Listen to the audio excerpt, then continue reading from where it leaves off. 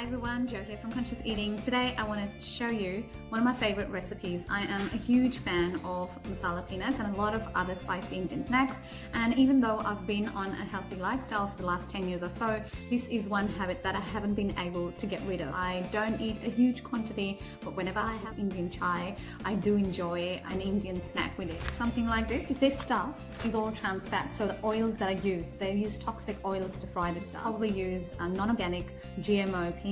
Spices they use, they're all full of pesticides. The peanuts probably are full of pesticides as well, being non-organic.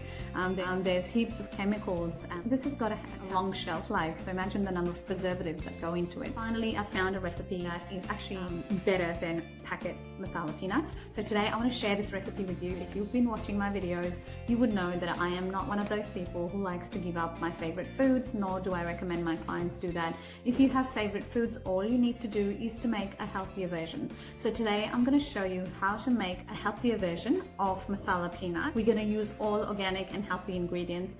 However, you've got to remember at the end of the day, it's a fried snack, so you have to watch how much you're eating. Just because it's healthy doesn't mean that you can munch on it all day. So let me show you how I make my healthy masala peanuts.